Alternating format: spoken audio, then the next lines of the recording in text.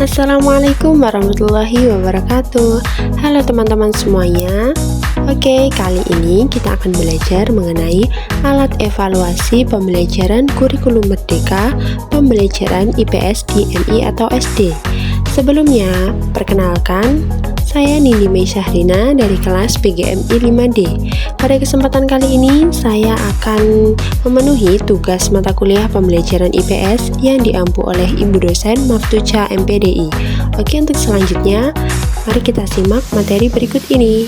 Alat evaluasi pembelajaran kurikulum merdeka dirancang untuk mencerminkan aspek komprehensif dari pembelajaran, termasuk pengetahuan, keterampilan, sikap, dan nilai-nilai. Alat evaluasi ini mencakup berbagai jenis tes, seperti tes tulis, tes praktik, proyek, dan penilaian berbasis portofolio. Salah satu tujuan utama dari alat evaluasi kurikulum merdeka adalah untuk mendorong pembelajaran yang aktif dan kreatif.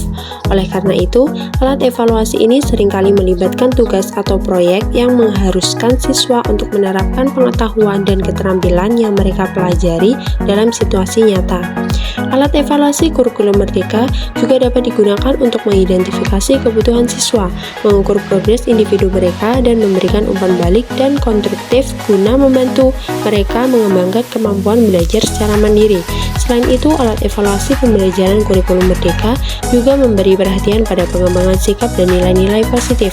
Siswa dievaluasi bukan hanya berdasarkan pencapaian akademik, tetapi juga berdasarkan partisipasi aktif, kerjasama, kreativitas, etika kerja, dan tanggung jawab sosial. Kemudian pengertian asesmen. Asesmen adalah proses pengumpulan dan penilaian informasi tentang kompetensi dan kemajuan individu dalam konteks pendidikan. Asesmen dapat melibatkan pengukuran pengetahuan, keterampilan, sikap, dan nilai-nilai siswa.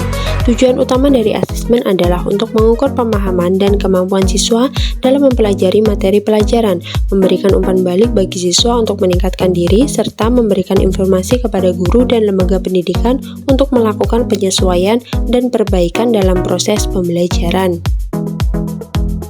Metode asesmen yang umum digunakan mencakup tes tulis, tes lisan, tes praktik, penugasan atau proyek, penilaian berbasis portofolio, dan observasi. Hasil dari asesmen ini dapat digunakan untuk mengevaluasi pencapaian siswa secara individual, pemahaman kelas secara keseluruhan, dan efektivitas kurikulum dan metode pengajaran yang digunakan. Asesmen juga dapat berfungsi sebagai instrumen pengukur dalam proses akreditasi untuk lembaga pendidikan. Penting untuk dicatat bahwa asesmen yang baik haruslah adil, akurat, objektif, dan relevan dengan tujuan pembelajaran yang diinginkan. Terdapat 3 jenis asesmen. Yang pertama yaitu penilaian formatif. Penilaian ini dilakukan secara berkelanjutan selama proses pembelajaran. Tujuannya adalah untuk memberikan umpan balik kepada siswa agar mereka dapat memperbaiki pemahaman dan keterampilan mereka secara terus-menerus. Penilaian formatif dapat berupa ulangan harian, tugas-tugas kecil, atau diskusi kelas. Yang kedua, penilaian sumatif.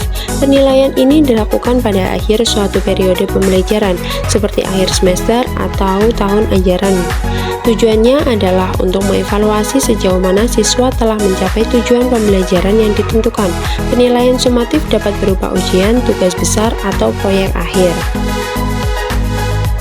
Yang ketiga yaitu penilaian portofolio. Penilaian ini melibatkan pengumpulan dan penilaian kerja siswa yang didokumentasikan selama periode pembelajaran tertentu.